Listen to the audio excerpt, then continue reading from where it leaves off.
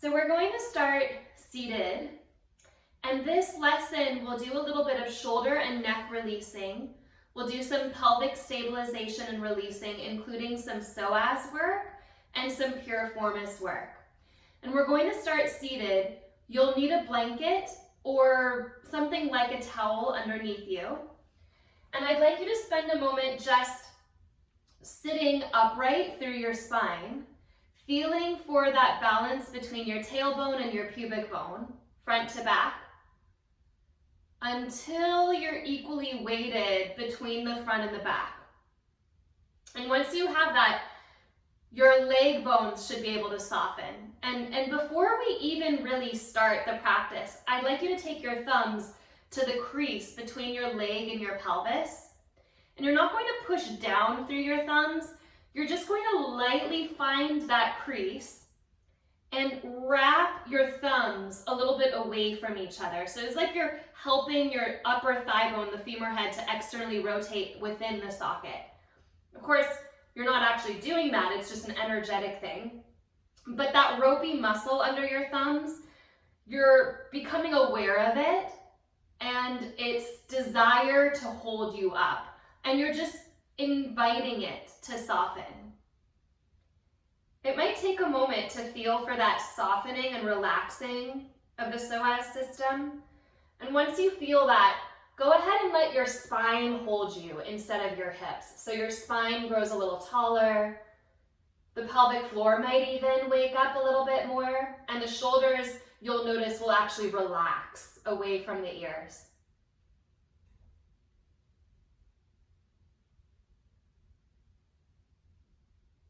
And once you have that, you can release your thumbs, bring your left arm straight out in line with your shoulder.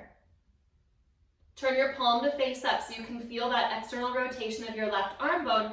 Wrap your right fingertips around your upper arm, holding the arm in place. As you reach your fingertips forward, pull your shoulder head back. So there's a lengthening of the arm forward as you pull it back into the body. Like it could move in both directions. And those right fingers are really holding the arm in place. So you're holding the tricep, moving downward. Turn your palm to face down. Turn your palm to face up. And we'll do this a few times. So you're energetically reaching the arm in both directions, fingertips forward, shoulder head back. And then you're just pronating and supinating, basically. You're turning your palm to face up, turning your palm to face down.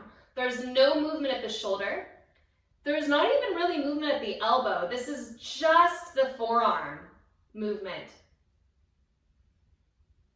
A few more times.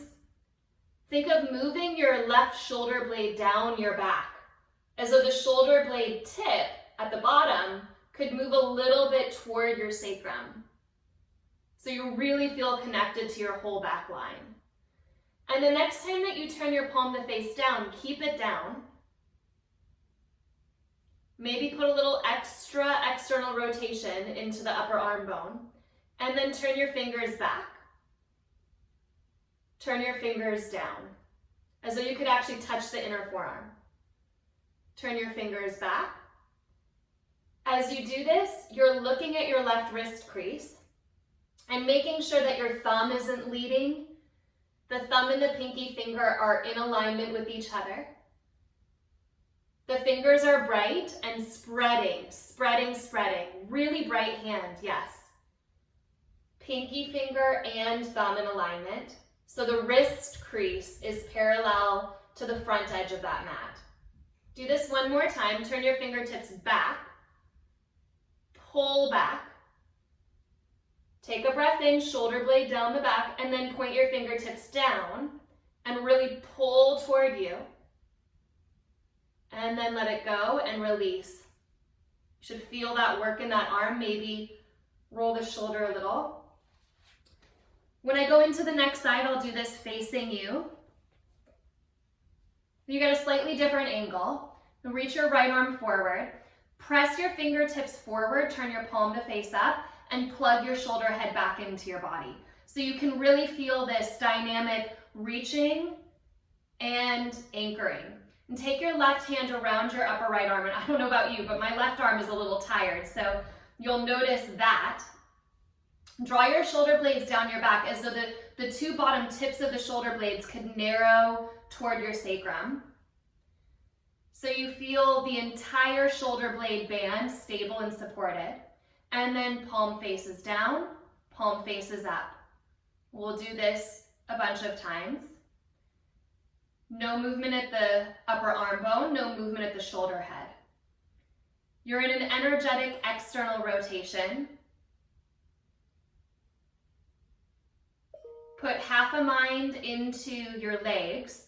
Notice if your psoas has started to try to hold you up. Can you just relax your leg bones a little deeper toward the ground and know that your spine is holding you rather than your hips? So just an energetic softening at that crease. The next time you point your fingers down, pause. And again, palm faces up, palm faces back. Make sure that the wrist crease is parallel, let's say to the hip crease. Pinky finger and thumb in alignment with each other. Shoulder head is plugging in as the forearm is pressing away. And each time you reach back, you're going to that edge. Each time you reach down, you're trying to touch. So you're really feeling that awakening. Good. Point your hand back and press, press. Bright through the hand, really bright through the fingers. Point your hand back down. Again, bright. And then release it. A little bit of rolls through the shoulders. Okay, so for the next movement, let's come forward. Keep your blanket where it is.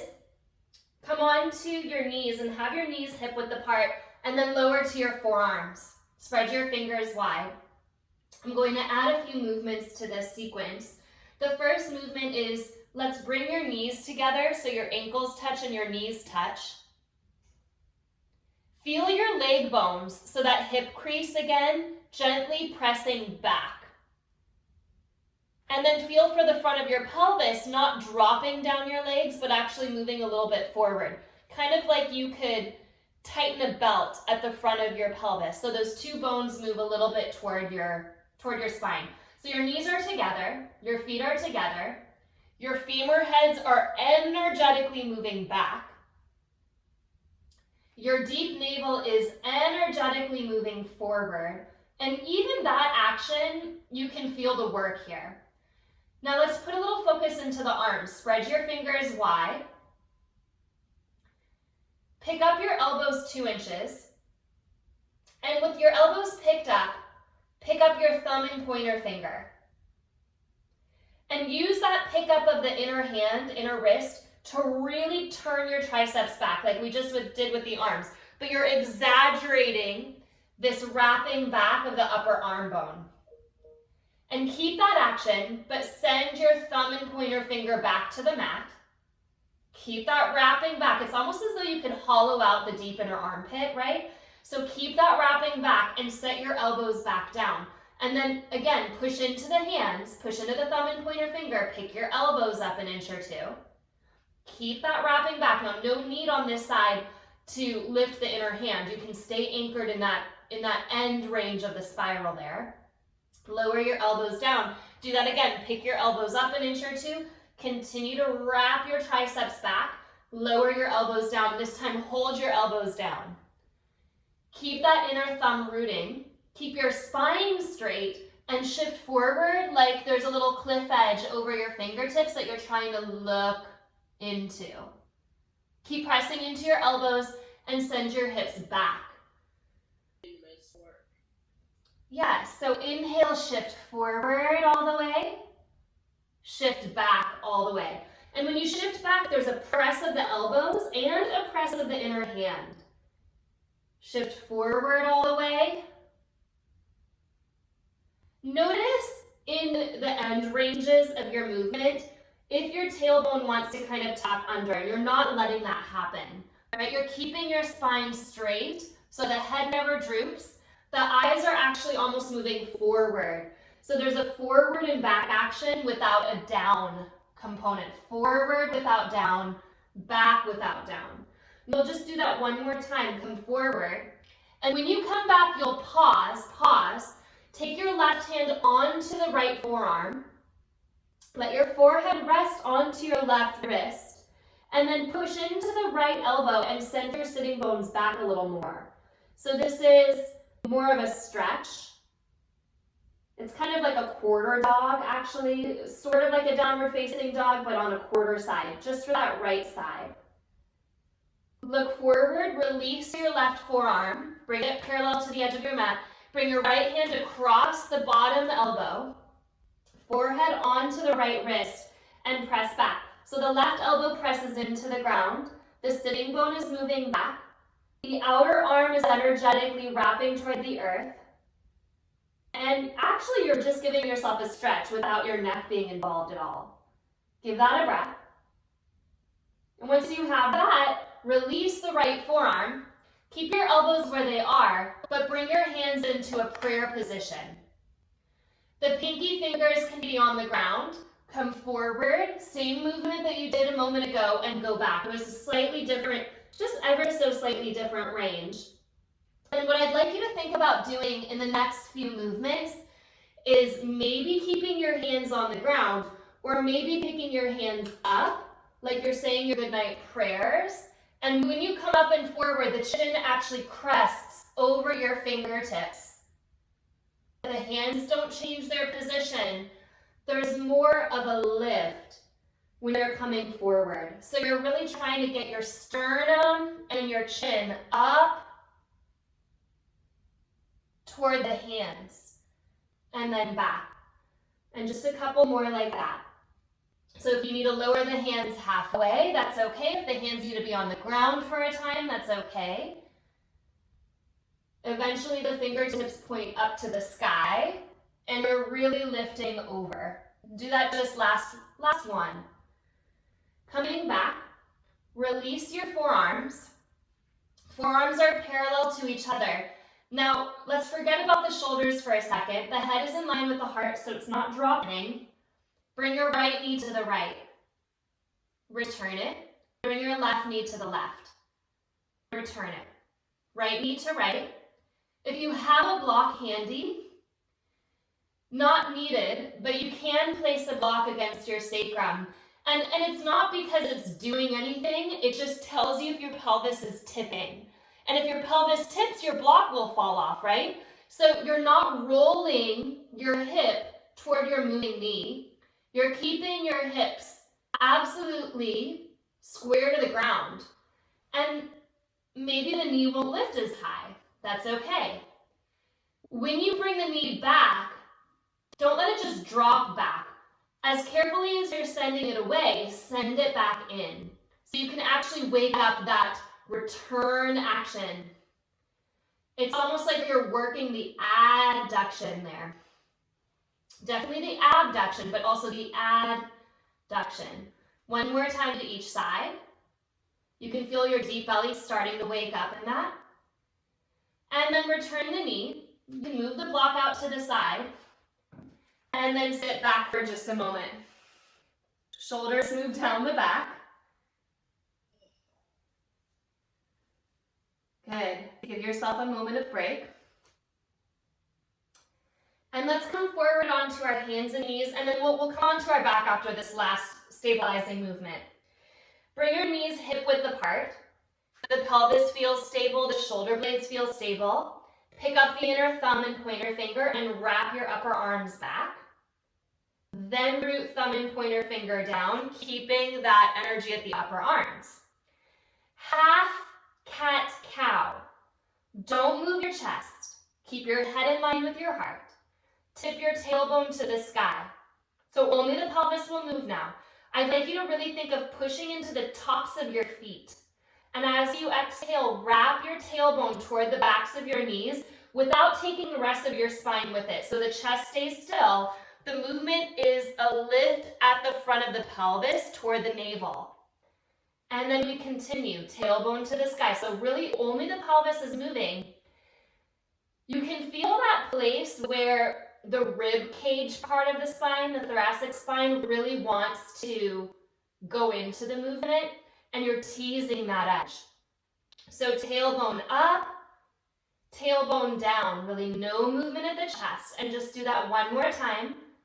Being firm at the top of the foot helps, especially when you tuck under, because it deepens you into your belly. And then bring your pelvis back to neutral. So the pelvis is facing the ground. Don't move your pelvis at all. Try to do the same thing with your upper back. Shoulder blades move down to send the heart forward and through the window of the arms. Now, without bringing your pelvis into the movement, round your upper back. Maybe your head will even look at your knees. The pelvis stays square to the ground. Push into your thumb and pointer finger. Shoulder blades move into that narrow V toward your sacrum, heart through and up. The movement is a little smaller than you even might think. And do that a couple more times.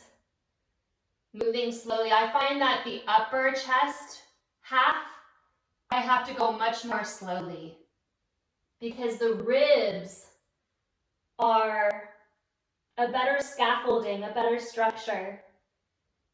So there's just more resistance. And what you'll do the next time you round is let the whole spine round. So now the pelvis and the upper back can flex. And we'll ripple through. Start at your tailbone, feel your low back arch, and then the upper back arches. Start at your tailbone round. So this is a rippling cat-cow. Feeling the whole spine now moving, but the whole part is awake. Tailbone up, ripple through. Round your back and pause. Pause your back rounded. Send your hips toward your heels with the rounded spine and pull your fingertips toward your knees. So it's not so much a dropping toward the ground. You stay lifted at the front of the pelvis and you feel your fingertips just grazing back toward your knees. Should give you a really deep stretch. And then let the spine roll up. Hook your thumbs, stand on your shins, and press your arms back. We did a lot of shoulder stability here. Change the hook of the thumbs and again press back. Tops of the feet are anchoring.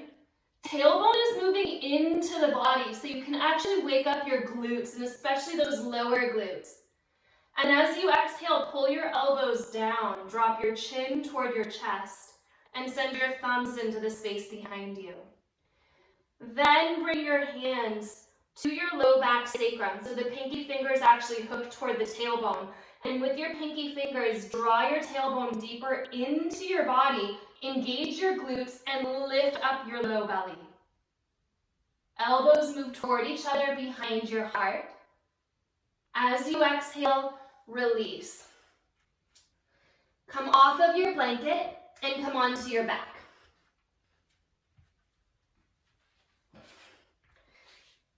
So that was kind of a little prep pose for our back bends, and we're going to go right into our back bends here.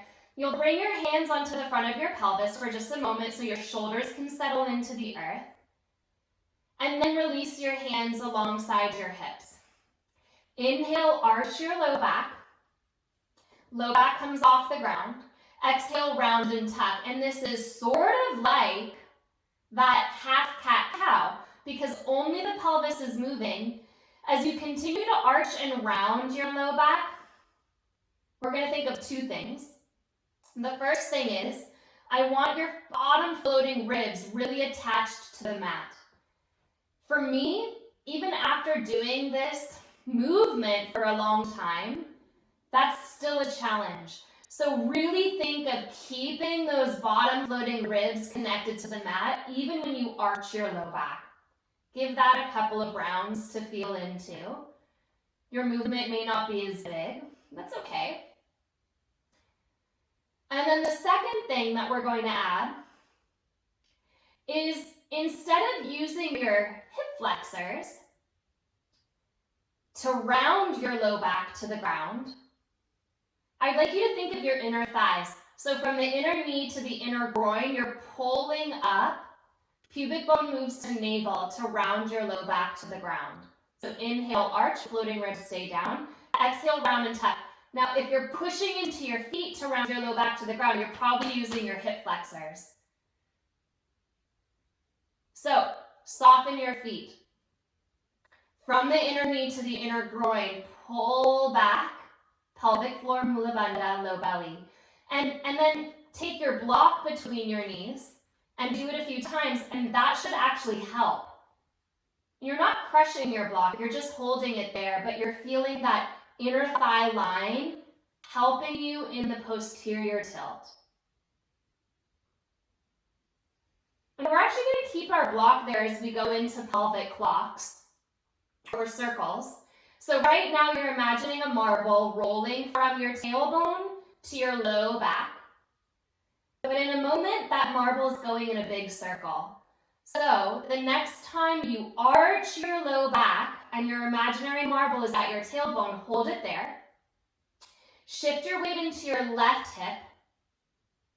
Shift your weight into your low back. Shift your weight into your right hip. And then back to your tailbone. So that was a bit like a diamond. Now we're going to smooth it out. Go to your left, around your low back, go to the right, and back to the tailbone. If it's hard to keep your block between your knees, you don't need to have it there. The block just encourages the inner thighs to be a part of the movement.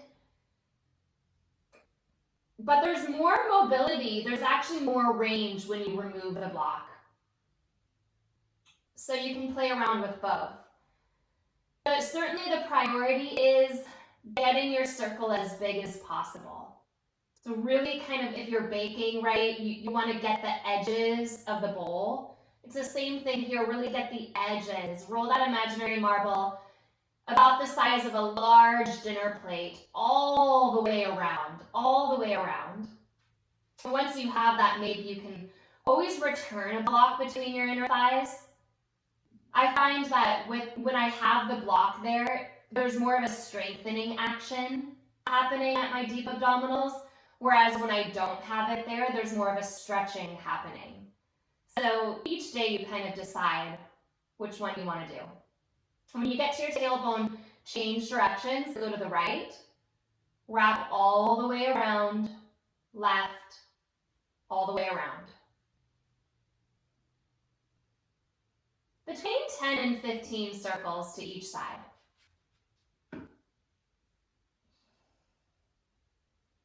As big a circle as you can. Notice your eyes and your jaw. So energetically, the pelvis and the jaw relate. Try to soften your jaw, the deep, deep hinge at the back of the jaw. Soften the sides of your eyes. Soften your shoulder heads. Let the movement really be here at the pelvis. Couple more. If you moved the block out, place your block back in. And coming back to center, push into your feet, hands by the sides of your hips on the mat, lift up bridge pose. Tailbone tips up into the body. Rather than thinking of engaging your entire glute body, think of engaging the bottom edge of your glutes, kind of like you're holding a paper clip between that glute crease and the hamstrings, and that's the place that you're trying to squeeze. So as you hold that paper clip a little tighter, send your knees forward. Send your knees forward in space. Hold your block. As you exhale, lower down one bone at a time. Notice where your shoulders want to get light. Go slowly. Keep your shoulders really heavy as you place each bone on the ground like a little pearl necklace, placing one piece down and then the other. Take a breath in. Exhale, come right back up into bridge pose, right back up. Tip your tailbone up and into your body, find the lower glutes, send your knees forward, shoulders press down. And again, let's roll down, keeping those shoulders heavy, placing one bone and then the other onto the earth. Long strand coming down, shoulders stay very heavy, upper arm bones anchor. Roll back up into your bridge pose, inhale. This time hold your bridge pose. Take your right hip, rotate it up an inch higher than your left hip.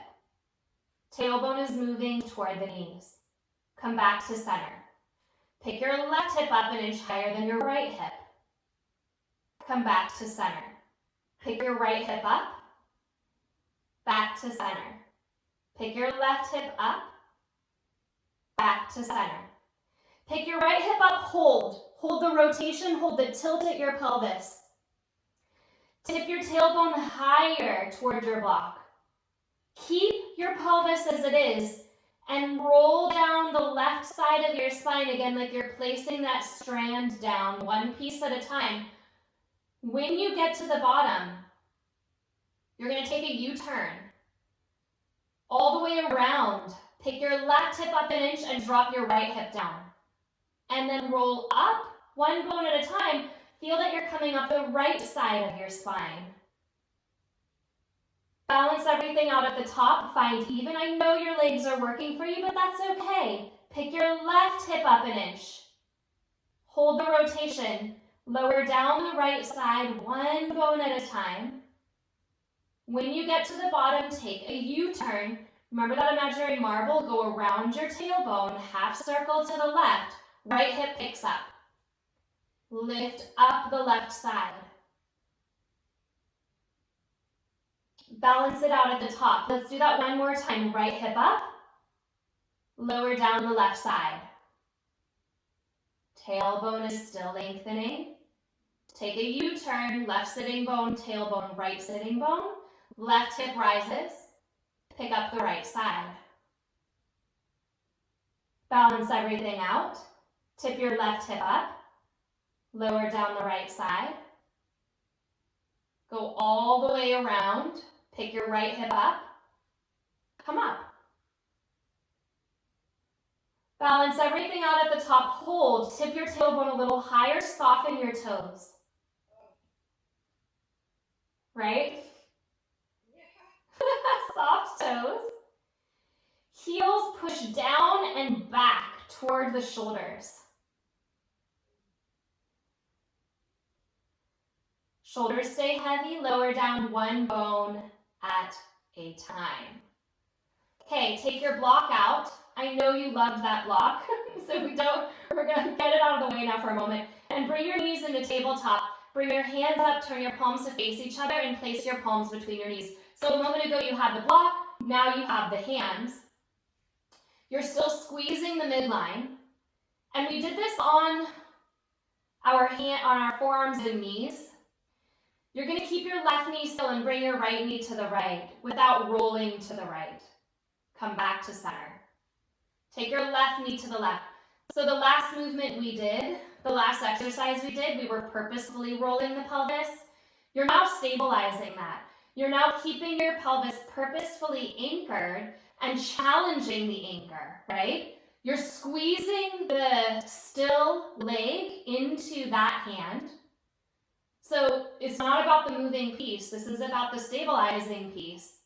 How far can you bring the moving piece and stay stable? May not be as far as you think. You may actually start to wobble toward that knee before you think you do. So test that edge, play that range. Do that one more time. Your belly is awake. It is helping you. It is holding you steady. Come back to center. Set your left foot down, cross your right ankle over your left thigh. Thumbs to the hip crease. Again, you're not pushing in, you're wrapping toward the outer line. So your sitting bones get a little heavier. And then pick your left knee up. The knee is directly over the hip. Turn the right toes all the way back toward the knee. So the toes are looking at the knee. And then release your hands again.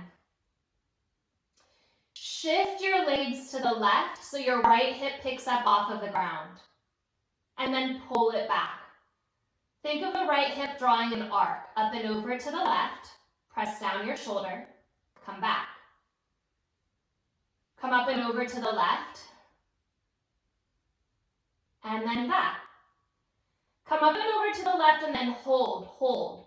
Squeeze that top ankle into the bottom knee. Push the two together. Your left hand is right there. You're going to take your hand to your ankle and slowly guide the left knee and the top ankle until the right foot is actually touching the earth. The right knee is pointing to the sky. I want you to take your right hand to that knee, maybe not the knee joint itself, but a few inches above it, and just press your thigh bone forward. Yeah, this is such an amazing movement. This movement is all about releasing the outer glutes and the deep piriformis, the deep external rotators. In fact, you don't even have to have your hand against your knee. You can even bring your hand right against the hip crease, anywhere along that top thigh, pressing it away. And rather than dropping your tailbone toward the earth, remember your bridge pose action? In fact, think of your tailbone actually scooping a little forward, away from your low back, and it's like you've got a little lift at your tailbone. So you're thinking of really lengthening as you release. If you want to move dynamically, you can push and release a couple of times, kind of a little press through the hand and release situation. It's kind of nice to do these little butterfly movements. The left hand is really kind of holding the foot on the ground. And you can keep doing that, or you can also release your right arm and drop your right elbow into a cactus shape next to your shoulder. Look at your right hand. Take a breath in, and it's that Uddiyana Bandha. It's that drawing lightly back and up through your low belly that'll actually deepen the stretch. So it's the exhalation. I'm going to offer one last variation here. It's totally optional. In fact, I think that just working Uddiyana Bandha is really all you need to do. But if you're having a day where your quadriceps are tight, walk your bottom foot back, back, back. Take your right hand down to the bottom ankle. So you're binding both ankles, and then press your knees away from you. Top knee presses away from the heart. Bottom knee presses into the ground. So then this way you can actually feel that bottom quadricep. Send that bottom knee into the earth. And in fact, think of that little imaginary paper clip on the left side, glute. Engage that. Then you have an active stretch at the quadricep. Release your bottom knee. Release your right elbow, and then just tip your top knee onto your bottom knee so you're in a supine twist.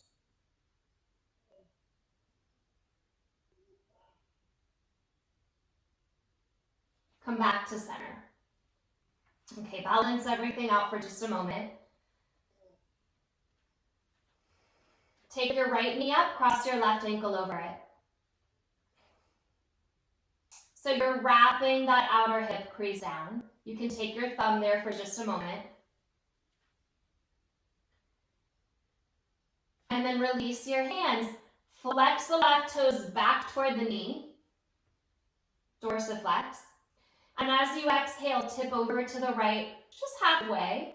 Knee and ankle squeeze together and pull back.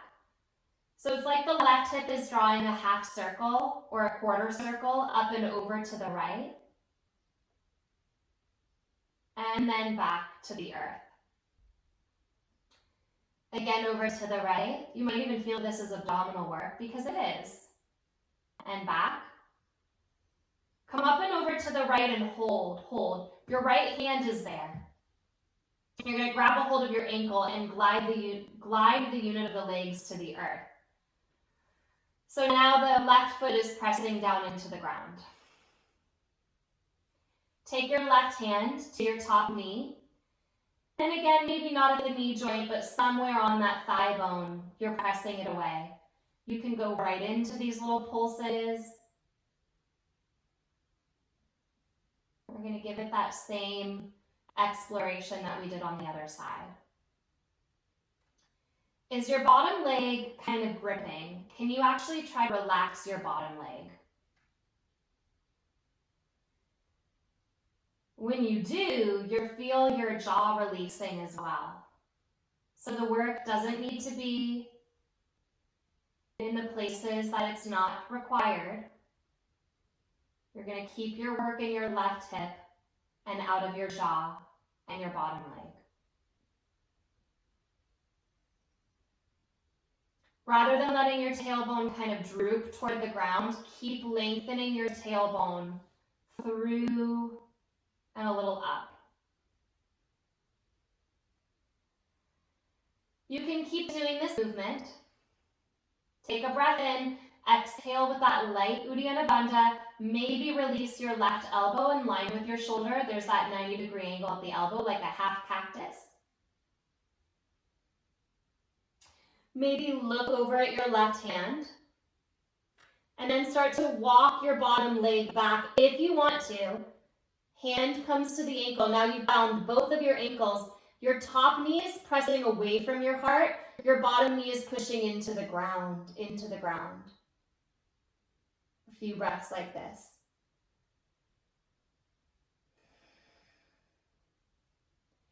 Imagine that paper clip at the right glute crease. So the tailbone is engaging you.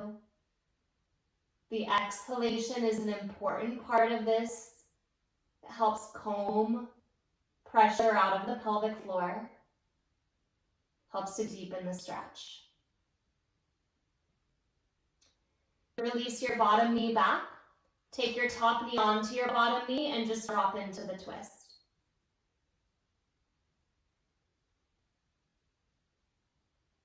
We're going to do one more back movement. Come back to center. Just give yourself a gentle squeeze through your knees. You're going to need both your block and your blanket for this movement. Place your blanket to the bottom edge of your mat. If you're on hardwood, the blanket's going to work really well. But if you're on carpet, you're going to need something that slides, like a magazine or paper plates or something. And then you're coming back onto your back, but with your feet on the blanket and your torso from your tailbone to the top of your head, actually all the way up, on your sticky mat. Then you're going to lift and place your block under your sacrum. Okay, so these are our glute slides. So we need our glutes. And here you're in a classic bridge pose. Your knees are actually pointing straight forward. Your heels are in line with your sitting bones. Nothing is turning out. You're really tracking. Your arms come down. And just give yourself a moment to feel the support of your block under your sacrum, not up by your tailbone, but under your sacrum. And what you'll do is push your arm bones down, press your shoulders down, and slide your feet forward. Then pull your feet back. Now, I notice this right away. I can feel this the moment I do it, even with the block under my sacrum. Eventually, you don't have a block under your sacrum, but we don't need to worry about that right now. In fact, what you can think of, if you're feeling strong enough to start to move away from needing the block, you can actually tip your tailbone so high up that your pelvis gets light on your block, and you can continue to do this. And then maybe your pelvis can lift a millimeter off of your block eventually. So you can always have the block there in case something gets a little grippy. It's right there for you to put more weight on, but you're toggling that weight. How much do you want your pelvis to rest on your block? How little do you want your pelvis to rest on your block? if you don't have a wall there stopping your feet movement, as I do, right? You might even take your feet all the way forward until your legs are more or less straight and then pull back. So you can increase the range of the slide. You can increase the support or decrease the support of the block. You can lift so high in your bridge that there's nothing underneath you and just go an inch. So you're playing around with a couple of variables, and maybe you just do this, I don't know, 2 more times. It's hard. So we don't need to do this a million times. 15 is kind of enough. And then lower back onto the block. So I feel that in my hamstrings more than anything. Oh yeah. Hamstrings / glutes, but your hamstrings might even Charlie horse. Yeah, right. You know? It is so much hamstring work. That is hamstring work. Probably hamstring work first, and glutes like a close runner-up, right? So now what you're going to do is tip your tailbone up towards your knees, re-engage those glutes and hamstrings, and as you lift off of your block, move it out to the side and lower down 1 bone at a time. Hug your right knee into your chest, straighten your left leg forward. Come into half happy baby, and as you come into half happy baby, take your block to the outside of your left hip.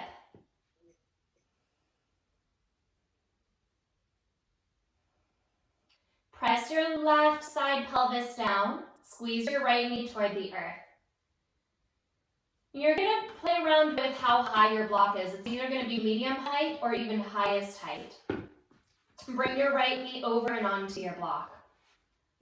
And the reason it could be the highest height is because I don't want your hand pushing your knee down. I'd like your knee to actually engage that inner thigh line and press itself down. So you might be starting at that highest height to really feel that engaging, and then you can lower it a little.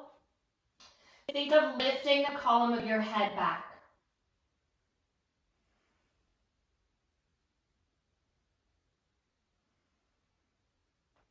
Come back to center. Take the block to the outside of the right hip, straighten your right leg, hug your left knee in, half happy baby. Roll that right inner thigh lightly down, press the right hip bone down.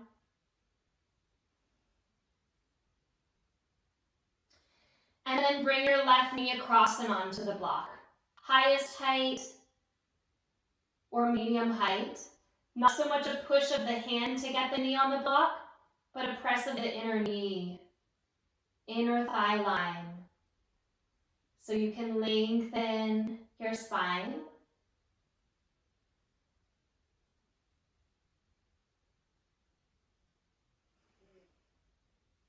Come back to center. Set your feet onto the earth and hug your knees into your chest. Then roll up your spine. Come onto your hands and knees.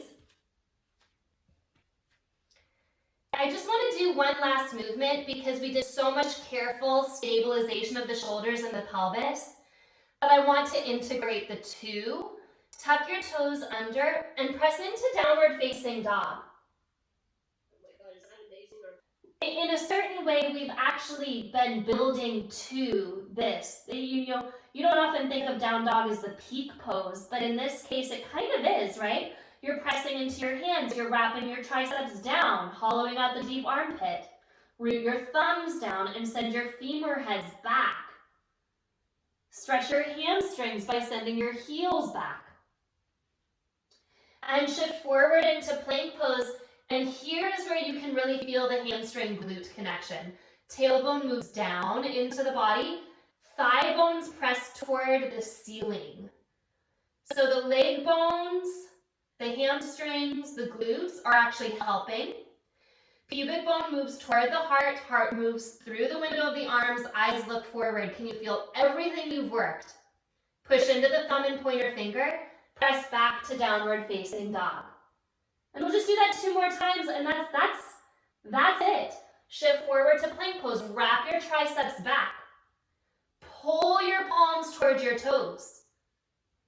Send the heart a little up. Squeeze the thigh bones a little up. Knit the frontal hip bones toward each other. Let your low belly move up. Press back. Last time. Last time. Shift to plank pose. Wrap your triceps back. Root your thumbs down. Put the pieces together. Thigh bones to the sky. Tailbone like a sandwich meeting it. Belly engaging. Shoulder blades moving into that narrow V toward the sacrum. Press back, down dog. Lower your knees, cross your legs, and you can either lie on your back for Shavasana, or you can come into a seated position here, just as you started, kind of a seated position. Take your thumbs to your hip crease. Whether you're on your back or you're seated, if you're seated, it's especially important. And just feel for that gentle releasing of the femur head. And then let your arms go. Feel your spine holding itself. Head is in line with the heart. Heart is in line with the pelvis. You don't need to work to find alignment. And so you can relax, especially the extremities, the shoulders, the hips. Give yourself a few deep breaths here. If you want to do a longer breath practice, you may. Inhale through your nose, exhale through your nose, and find these deep rhythmic breaths.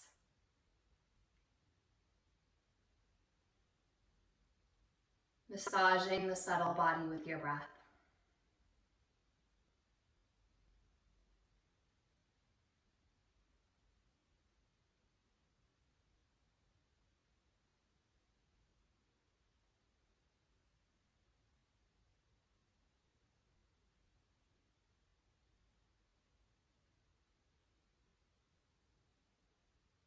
Bring your hands together in front of your heart.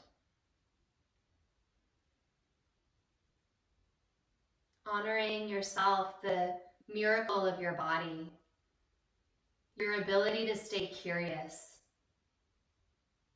Curiosity is the great antidote to stagnation, to anxiety, to tamasic energy, that which holds us down. Curiosity is what lifts us back into our heart. So honor that. Honor your ability to notice what you notice and to fall in love with what you notice. That's the whole practice of yoga. And let's rub our palms.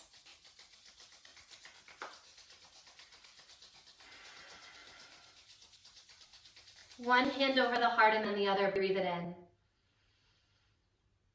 Open your mouth, exhale.